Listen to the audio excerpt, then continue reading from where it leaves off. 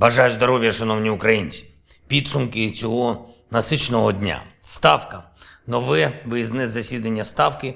Перше було у Дніпрі, тепер у Чернігові. Ключові безпекові питання на передовій, у північних регіонах та на кордоні. Доповіли командувачі напрямків. Цього разу генерали Сирський і Тарнавський доповідали по захищеному зв'язку, а не особисто з найгарячіших ділянок фронту. Ситуація в Бахмуті, Авдіївці, Мар'їнці та усієї Донеччині.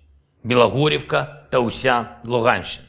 Головком і керівник ГУРМО, голова Державної прикордонної служби, представники Міністерства оборони. Повноцінне засідання, повноцінна координація, повноцінна підготовка наших активних дій заради звільнення українських земель. В Чернігівській області сьогодні від ранку було багато різних заходів, переговорів. Одна із найважчих емоційних поїздок. Відвідали Ягідне. Звичайне невеличке село нашої Чернігівщини, яке російські звірі перетворили минулого року на один із найбільших світових прикладів знущання з людей. Російські солдати зробили в школі в Ягідному командний пункт, а у підвал школи загнали всіх мешканців села. Просто як живий щит. Із 3 по 30 березня минулого року в підвалі цієї школи окупанти утримували понад 300 людей. Звичайна сільська школа, підвал менш ніж 200 метрів. Люди старшого віку і зовсім малі діти, жінки і чоловіки. Найстаршій жінці було 93 роки, наймолодшій дитині менше півроку. Ось цей підвал, цей концентраційний табір у Ягідному, як і всі інші злочини Росії проти людей і людяності, ніколи державі злу не пробачили. І не лише ми. У Кремля не вийде прикритися кріслом в Радбезі ООН, газовими трубами чи будь-чим ще.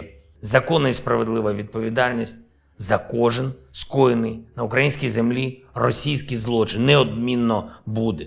У трибуналі, у Міжнародному кримінальному суді, в українських судах. І я дякую гостям України, які зі мною відвідали Чернігівщину, які побачили цю концентрацію російського зла у нашому Ягідному. Дякую віце-канцлеру Німеччини Роберту Габеку і генсеку Ради Європи Марії Пейчинович-Бурич. Дякую за переговори змістовні, правильні.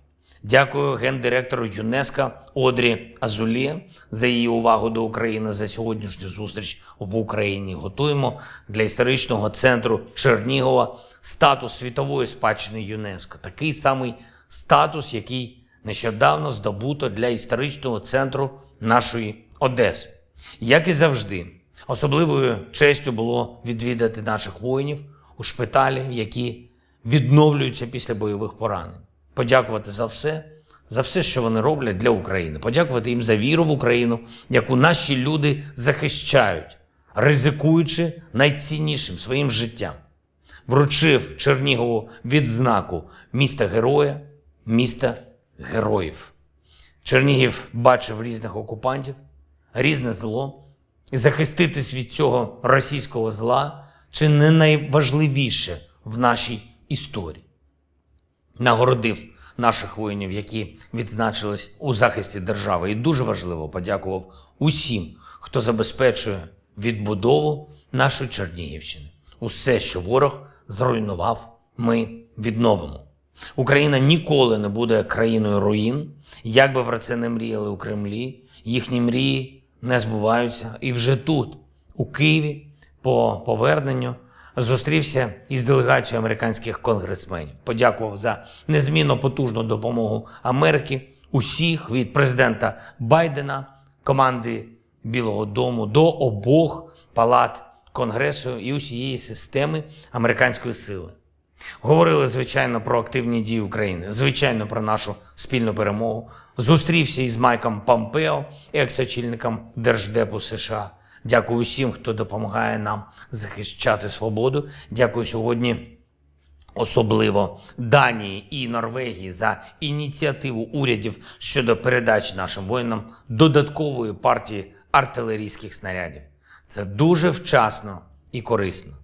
Щодня стаємо міцніше, щодня наближаємо день, коли держава-терорист відповідатиме. Слава усім, хто зараз в бою заради України. Вічна і світла пам'ять усім, хто віддав своє життя за Україну. Слава Україні!